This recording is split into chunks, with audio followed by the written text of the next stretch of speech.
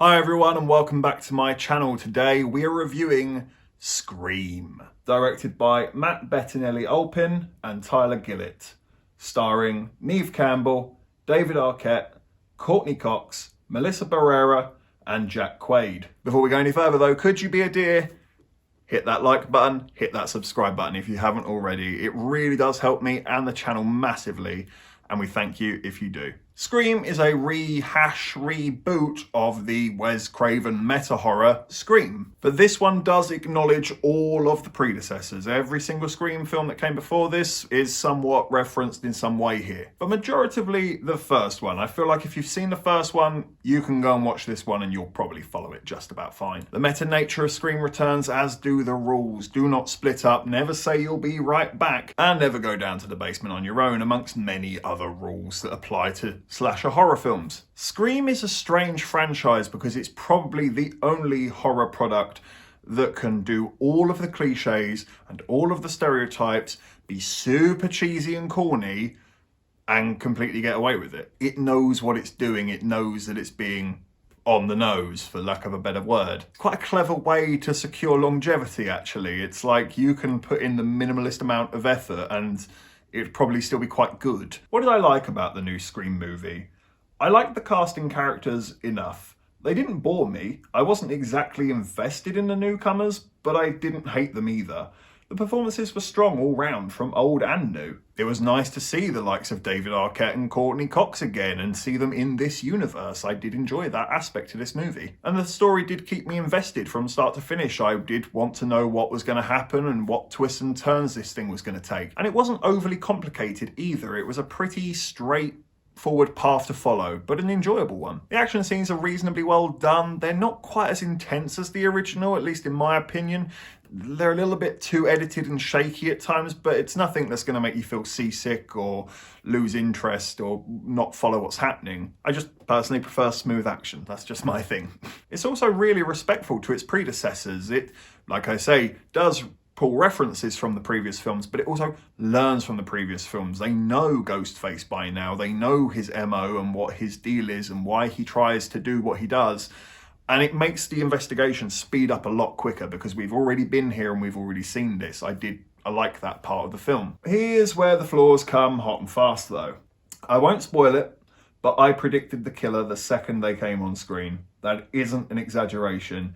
And you can too, if you just apply the tiniest pinch of thought as to what this project is actually trying to achieve. It was beyond obvious. I never faltered or flustered on my guess. I knew it was them, and it was them. And that was pretty disappointing in that regard. The directors, they actually did make the film Ready or Not. Very good movie. However, towards the end of the movie, I really couldn't help but feel like they kind of just took the script of Ready or Not and took the script of the original Scream and just sort of did that with it. And because towards the end, the final showdown, if you will, it really did like transition into a Ready or Not movie. It didn't really feel like Scream anymore. It felt like Ready or Not, at least to me. I wasn't crazy about some of the decisions that were made for important characters. Again, gotta be careful because of spoilers, but I just don't believe that's how that character would develop or how that would turn out for them. I realise I'm treading on eggshells here, so I'm probably going to stop talking about it. If you've seen it, you probably know what I'm talking about. I wasn't crazy about that. I also felt that Ghostface lacked a lot of fear. I wasn't really that fearful of him. I mean, he isn't the scariest horror character of all time. He is just a guy in a Halloween outfit after all. But there is something about that is creepy, that he is just a guy, that he is living amongst us. He is sitting next to you in maths at times. That's what's scary about Ghostface, and I just don't feel like they recognise that here at all. I didn't feel the suspicion of the crowd. Who is it? Who can I trust among my friends? I didn't feel that here. And I don't think it helped that Ghostface had a bit of a booster in the power department, didn't he?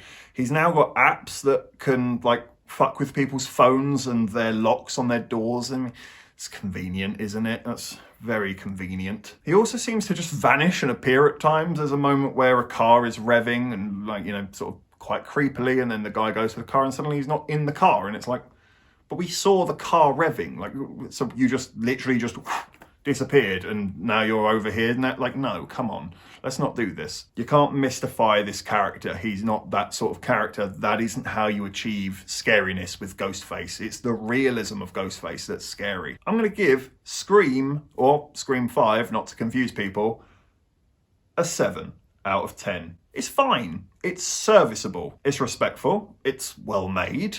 It's enjoyable in places. But honestly, my genuine gut reaction having come out of this movie, just watch the original. Because the original is this, but 10 times better. Like, you will remember the first one. You will experience the first one.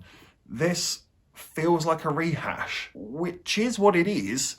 And it knows it's that. And it does achieve that, but I don't really know what the point of its existence is. I don't really know. I didn't feel like this is now the start of a whole new bunch of Scream movies. It didn't feel that way to me. Quite a mixed bag of a film, but ultimately, I'm recommending it more than I'm not recommending it.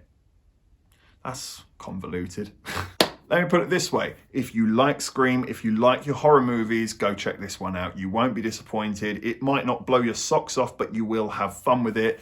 If this doesn't feel like your thing, if you're not even asked about the Scream franchise, then yeah, give it a miss. Don't worry about it. There you go. That was a much smoother way of saying it. Thank you for watching this review. Please be sure to hit that like button and hit that subscribe button as well if you haven't already. And please be sure to hit the comment section. What did you think of the new Scream movie? Do you like the old original Scream more, or do you actually think this is quite an interesting way to take the movies? Take care, and I look forward to seeing you on the next review.